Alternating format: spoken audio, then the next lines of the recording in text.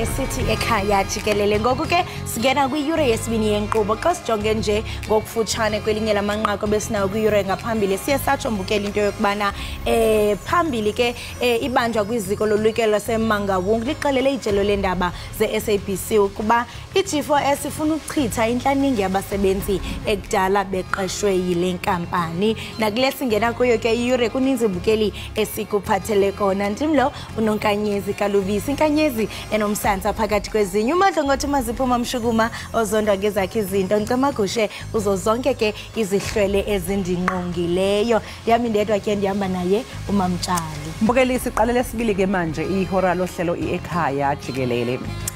Omunye ke mbukeli uthi hey uhleke wazolala phansi ebona iaffidavit ebhalwe ubaby mama Thizeni ebhala ngesingisi ethi he is jobbing but not even Danonos. Ezama ukusho ukuthi ubaba wengane uyasebenza kodwa hawo akawathengi ngisho amadanoni. Ayo mama ka enza abadlali mfanami. Igama lohlelo Ekhaya Jikelele kanti elami ngunoxolo uMamtshali wakomwalo umantshiko ongacoshi ihlamba lelisophe qwa intokazi yale ondini ngaseshamthetho sesifundazwe esidala. Sibonge kakhulu mbukeli ukuthi uhlanganyele kanye nathi la Ekhaya Jikelele. Hlala phansi unethezeke siyathembisa ukuthi sokuphatha kahle. Ake sibheke ihamba phambili ke kuleli khora lethu lesibili.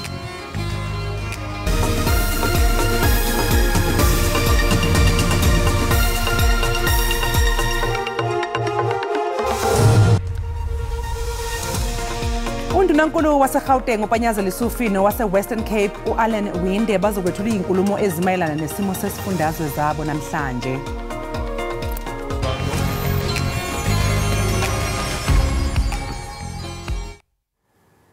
Undunankulu wesifundazwe i-Western Cape u-Alan Winde ulindeleke ukuthi ethule inkulumo yakhe emayelana nesimo sesifundazwe isopha khona namhlanje kanjalo nondunankulu waseGauteng uPanyaza Lesufo. Le nkulumo uzoyethula ke ehholo lomphakathi eKlippisdal ePaarl u-Alan Winde. Phakathi ke kwezinye zezinto ulindeleke ukuthi ke akhulume ngazo udaba lohlelo locisha ngogesi ukwentuleka kwamathuba emisebenzi kanye nokudlanga kwezigameko zobugebengu. Kanti ke mbukeli sike sakhulumisana ke futhi nalowo ukhulumela isishamthetho sesifundazwe ke eGauteng esixoxisana naye nje ke mayelana elo zinkulumo ke kandunankulu Panyaza Lesufi azoyithula naye namhlanje eyibhekise ebantwini baseGauteng. Kodwa njengamanje ake sizwe kabanzi ke mayelana nenkulumo kaAlan Winde azoyibamba lapha ya eKapa. Intetho yobume bephondo ivula ikroba lokuba inkulumbuso inikeze ingxelo kubemi ngengxabakaxaka ezixananazileyo, inikeza imbono ezimayela nomsebenzi karhulumente wephondo. Yaye lithuba lokuba urhulumente wephondo abekele ubala umkhombandlela wamanyathelo abaza kwathabatha inguqu. Abahlali imbombozone zephondo bayakhuthazwa babe yingxalenye bave ukuba iza kubachaphazela njani kwimo yentlalo yemihla ngemihla. I think the crisis that we are all facing and we are crying about is the load shedding. That is number one. And also to get rid of the shacks. Because as you can see here in our area in Langa, there's a lot of shacks surrounding. Abahlali bakwaLanga banethemba lokuba inkulumbuso iza kuzibhengeza izicwangciso zokuphuhlisa ugqithiso lwenkonzo. In the Western Cape, it seems we stay in different provinces, even though it's one province. People in the township seem to be living in another province, even though they're in the same province in the Western Cape. Because what we experience, more especially in the township, we find that water gets switched off. Amacebo wokuvulwa kwamathuba engqesho nawo angumnqweno ongundoqo.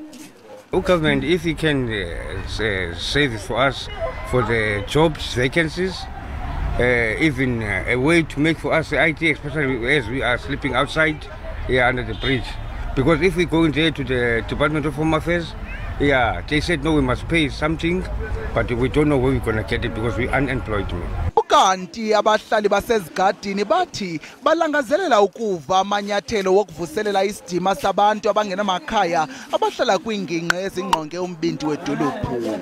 I think especially in the CBD what I've seen in the past few years is an increase in homelessness, and I really don't feel like the local government is doing much to help with that. These people are really struggling. People talk about crime, but you've got to look at the root of the problem. iPaarl eBoland ichongiwe ukuba ibambe le ntetho yobume bephondo. Namhlanje ngumhla wokugqibela ukuba i-ANC inikezele ngerekhodi zayo ezipheleleyo zokusasazwa kwabasebenzi ukusukela ngomhla wokuqala kuJanuwari ka-2013 kumbutho we-Democratic Alliance. Okukuza emva kokuba inkundla yomgaqo siseko yakhaba isicelo sokugqibela se-ANC sokubhena kwisigebo senkundla ephakamileyo eyayisiyayela ukuba inikezele ngerekhodi ezipheleleyo zingaphelanga iintsuku ezintlanu zokusebenza. I-IFP ithi iqinisekile ukuba iza kubuya nempumelelo kunyulo kwiphondo laKwaZulu-Natal. Eliqela lithi indlela eliqhube ngayo kunyulo lovalo-zikhewu olubanjwe kutshanje kweliphondo luphawu lokuba abahlali bephondo laKwaZulu-Natal bafuna utshintsho kulawulo. I-IFP ibibambe irali eThekwini izolo ilungiselela irali yayo yokuphehlelela umqulu wezithembiso neza kubanjelwa kwibala iMoses Mabhida ebutsheni bale nyanga izayo. Okhulu kunako konke ukuthi sizothi mhla ka-10 March kuwo lonyaka sonke sobe seMabhida. Therefore today I just come here to Durban full of hope for the future. This hope has been built on what we have seen and heard from the people across KwaZulu-Natal. They have told us through their votes and through their voices that change must come to KwaZulu-Natal. And I'm here to tell you that change is coming. It is coming not only to Durban, but to KwaZulu-Natal and to the world of South Africa. It is coming with the next election, just a few months from now, but it is, in fact, already change is here. Bukeli khawukhabule uqikelelo lwemozulu.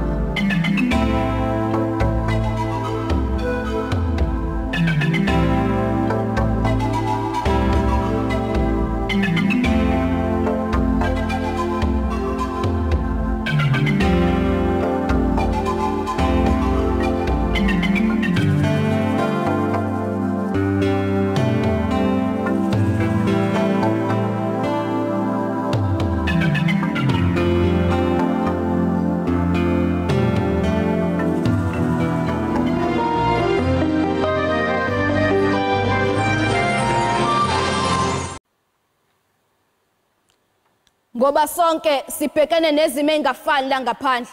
Athi abanyeke ngokwehluleka nje kancane sebesehlulele kahleni nokuhlolela. Thina siphila ngemkhuleko abazali bethu nayiyona sibekela isikhona namhlanje. Ngakho ungalingeke wenza iphutha lokucabanga ukuthi umona wakho wehlisa isigaba esize empilweni yami. Phezulu kwalokho uyangigqugquzela ukuthi lokho engibanyisa, mina kungalingi unginyanyise ngoba uma senginyanyile impumelelo engiqhama ngayo ixosha zothatha kwaqala laseziko liyaphuma ngisho lingathandi ngakho ungakenzani. Wena uma ucabanga ungalenzani iphanta ihumusha eqhugquzelekile elifana nami. Ngoba bafethe impumelelo ayisilindi nokuzishela sesayihashukela isale ebuqamama. Phela nawe wohlukanisa phakathi kokujabulisa nokumosha ikusasa lakho isikhathi singakafiki. La ngikhuluma iqiniso kepha ngifuna ungathekisa. Isithombe esengelo sisulasula impolo nami sizongikhumbuza. Sithi sisanda sakufumbatha sisiphiwo sokubhala izikondlo kuba ukhuluma ukuphila ebantwini. Manje abantu bashintshashintshana ekufeni besaphila nikhona nami. ngizokhulumela isibhongi yebo besinipha amazwi azonika ugqozi kepha manje ngasihlangabeza endleleni kuyacaca nje ukuthi besizikhela amanzi ngemfoloko okunye okuncane ukubona kuyakhasa kushaya uyedana endleleni yokufeni yedana nani yedana kucula unini uduza umntwana ngoba abanye abazali banesandla ekuthela abantwana babebheke eceleni ubheke icelo saze sithole bophintsheni ingaba uma nisaqhubha kanje ngasho ngabona uzankosi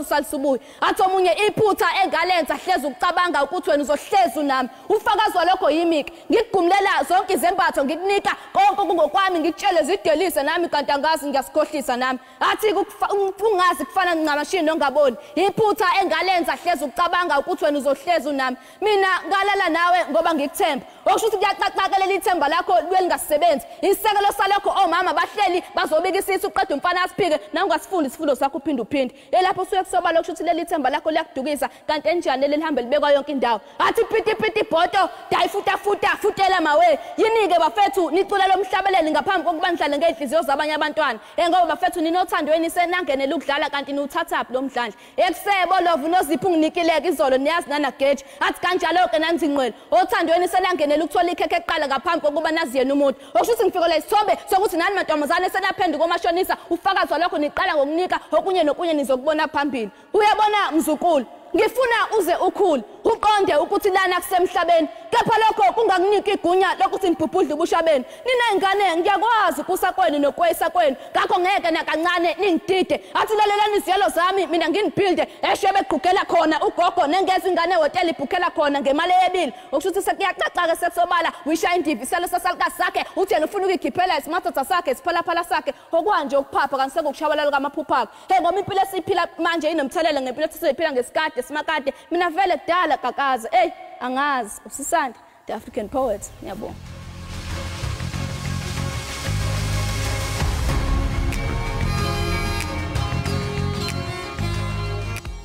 Enkosi kakhulu ngokuhlala nathi nisasibukele apha ekhaya Jikelele umbutho ophikisa ngokusemthethweni kweli Democratic Alliance inikezele ngomqulu wezithembiso zonyulo ePitoli ngempela veki kokheli yalombutho uJohnson yezena uxelele lo ngenginya ukuba iDA iza koyisa umbutho iANC kunyulo oluzayo ukufumana banzi ke ngokuthe kwenzeka kwindibano yeDA isiqhagamshelana nomhlalutyi wezopolitiko unjingalwazi Bheki Mngomezulu unjingalwazi Bheki bulise sikwamkele inkqubeni sibambe kazibini ngokuba nathi ngalentsasa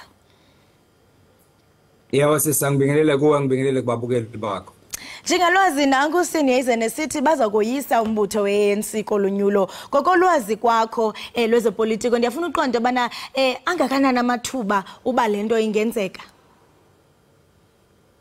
sesike sakuzwa lokho ngaphambilini dadewethu liqembu leDA ukuthi lizokwazi ukususa iANC emandleni kodwa kungenzeki lokho into engicabanga ukuthi yenza ukuthi iDA ibe namandla kulokho bayabona ukuthi iANC ikhombisa ukuba nezinkinga zangaphakathi kanti futhi uma ubheka ukhetho la ngo2016 2019 2021 kukhombisa ukuthi izibalo ziya ngokwehla kubantu abasupporta noma abaxhasa iqembu leANC so ke bakholelwa ke ekutheni uma ubheka lezo zinto zitshela ukuthi basethubeni ukuthi bangakwazi ukuyisusa iANC kodwa ke mhlambe enye into ofanele bayibheke ukuthi njengoba izibalo zeANC zehla nezeDA nazo futhi ziyehla amaqembu abonakala ekhuphuka ngokwesekwa amaqembu afana noIFP oEFF noFreedom Front Plus nakuba ke futhi nawo engeke aze asho ukuthi azokwazi ukususa iANC emandleni into engenzeka kwiDA ungaba ukuthi ihlanganisa lamaqembu lamanye wahlanganisayo lokho yaqala ikubiza ngeMoonshot Pact ogcina manje kuthiwa ilona multi party charter for South Africa nayo ke kodwa esingekho isiqiniseko sokuthi bawugcina bekwazile ukwenza lokho kodwa ke ngiyacabanga ukuthi into abangayisho sibavumele ukuthi izibalo zeANC zikhombisa ukwehla okungenzeka igcine ngawutholanga lo 50+1 ongabe sekuphoqa ukuthi ke akube nohulumeni okubambisana lento abayibiza ngecoalition government Usatsho njengalazi into yokubana noko umbutho we-ANC kuyabonakala into yobana ngoku amanana phansi kwaye singatsho prof into yokubana la maqela mabini umbutho we-ANC nombutho we-DA ingathi noko zikhona izinto ezifanayo. Uyawuqonda ukhumbula into yokubana kwii-leaders zabo waphuma umongameli uJacob Zuma wazenzela i-MK yakhe wasuka naye uMusi Maimane beyinkokheli ye-DA wazenzela owakhe umbutho ibhosa. Kwaye ke le nkokheli uJohn uthi into eza kwenza kube lula ukohlula umbutho we-ANC kukuba i-MK inyanzelekile. Ingaba loo nto ingabasebenzela be-DA?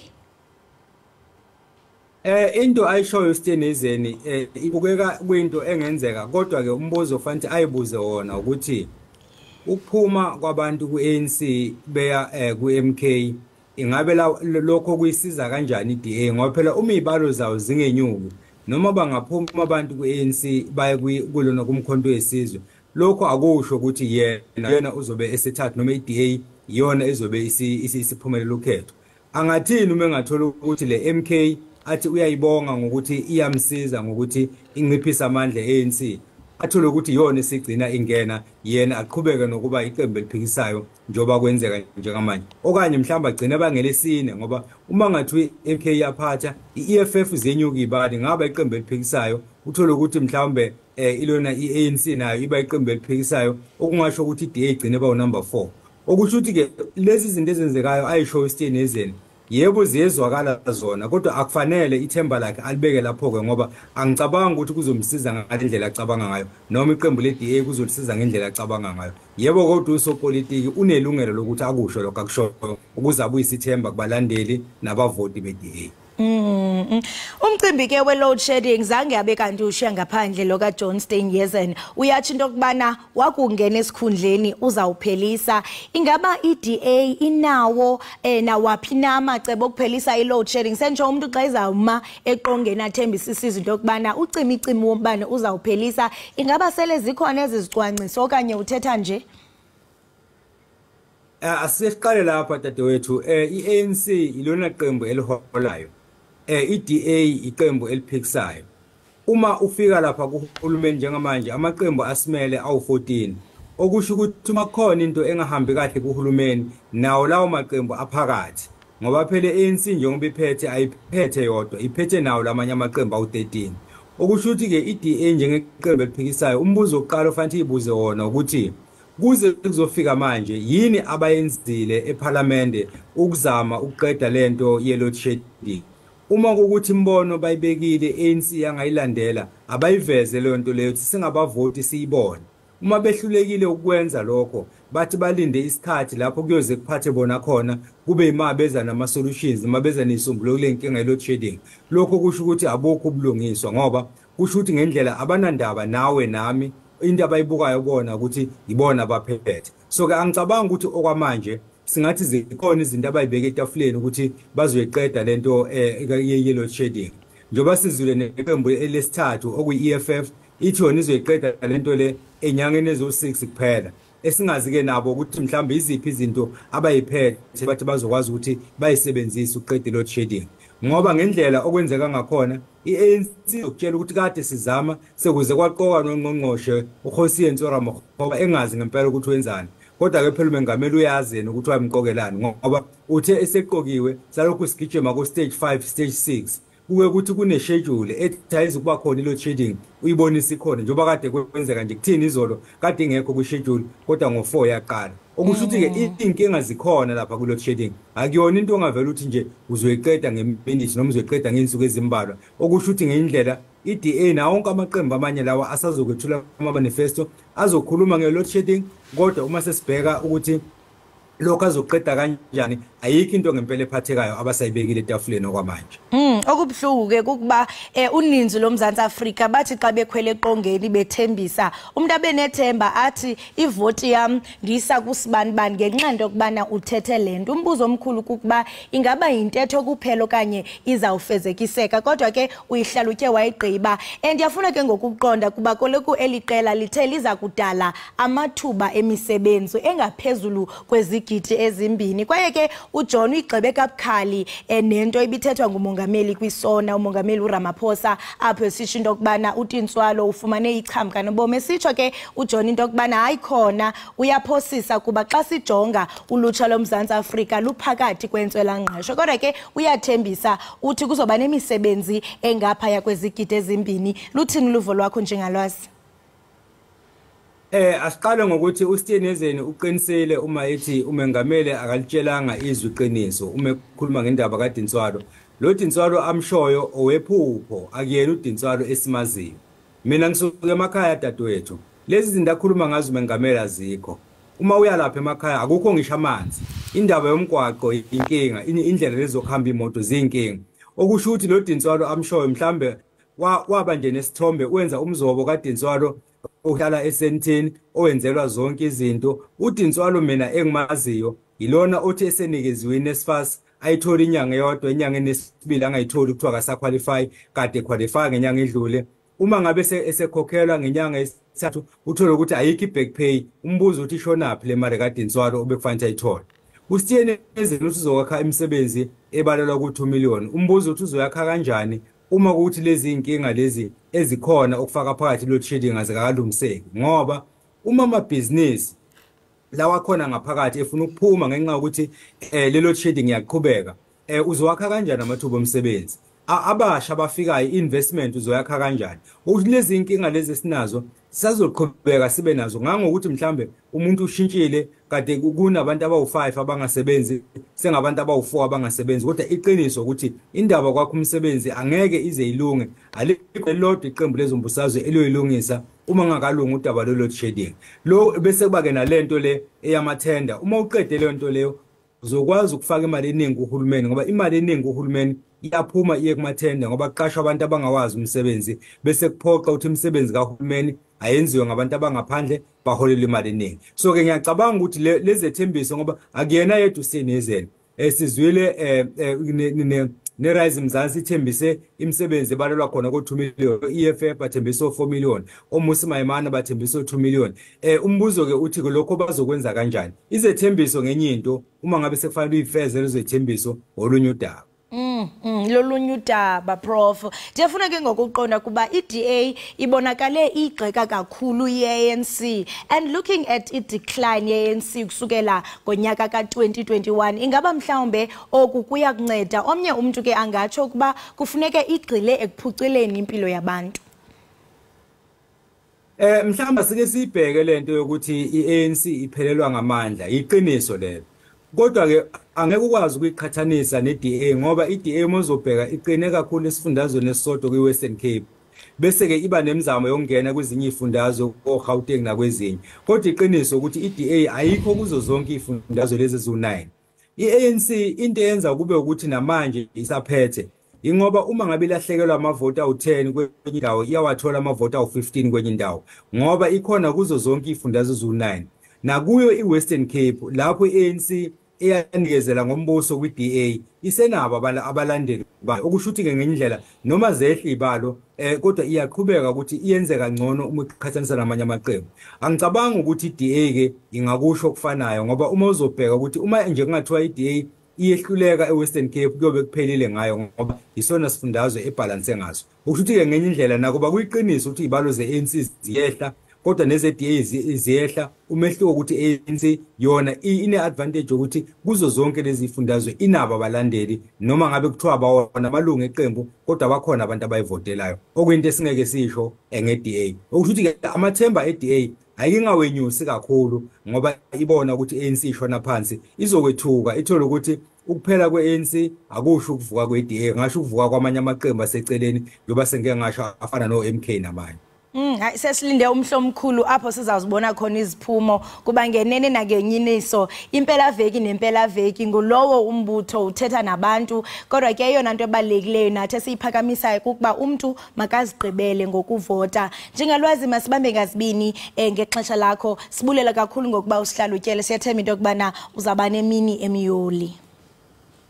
Enkosi kakhulu sisi nawe nozakwenu ngathi ngaba neviki elihle siyabonga. Sibamba ngazibini. Lo mbukeli besetha naye nguye uNjingalwazi Bheki Mngomezulu besetha naye ke malunga nokunikezelwa kwexepu lezithembiso zonyulo oluthiwe thaca ngumbutho we-DA ngempela veki pha ePitoli e-Union Buildings. Masiqhubeke mbukeli sibhatale amatyala qiniseka awugungqi kusekuninzi esikuphathele kona apha ekhaya Jikelele.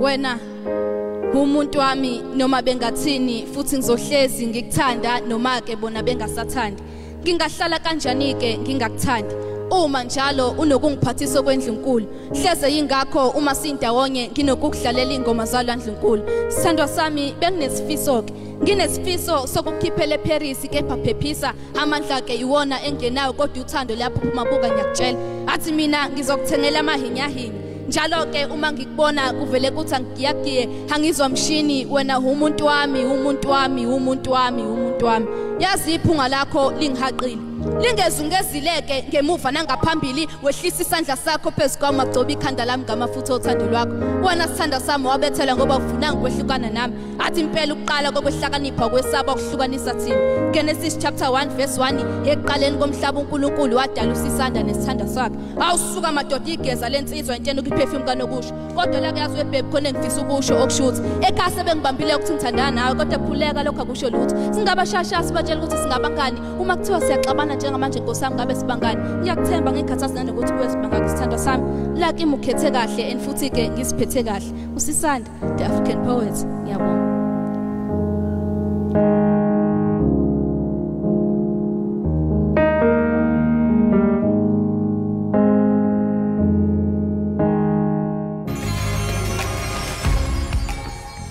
Enkosi kakhulu ngokuhlala nathi usasibukele apha ekhaya Jikelele. Usekela dolophu wesixeko saseTshwane ukhansela noSiphi Moya uphehlelele inkqubo ke yokundwendwela indawo zokukhusela abantu abangenamakhaya emva kokuba eqale ngokundwendwela uRegion 1 noNumber 3 eTshwane. Injongo ke yolutyelelo bikuqonda nzulu ngendlela lemibutho ilawula ngayo indawo zokuhlala kwaye ijonge nendlela esinokuthi isixeko sixhase ngazo apho. Usekela sodolophu ke uthethe wenje nje kethuba etyelela enye yendawo zokuhlala ePitoli ebizwe ngokuba yi-Youth for Survival.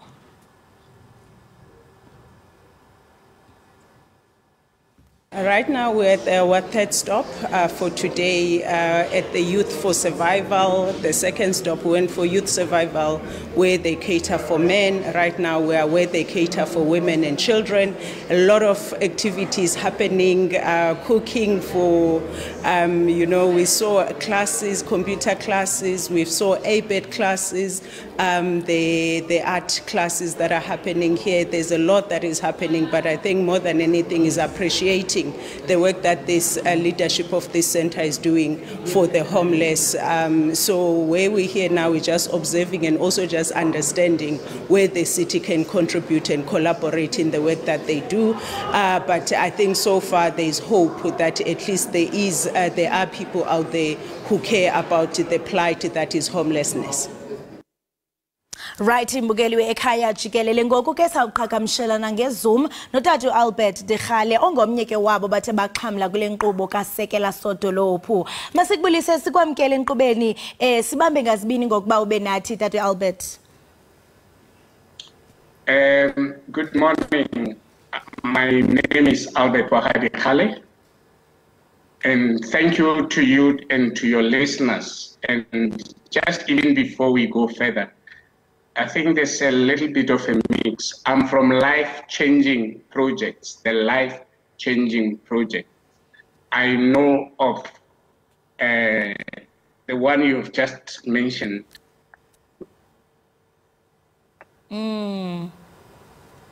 Thank you so much for that. From the life-changing project, not Youth for Survival.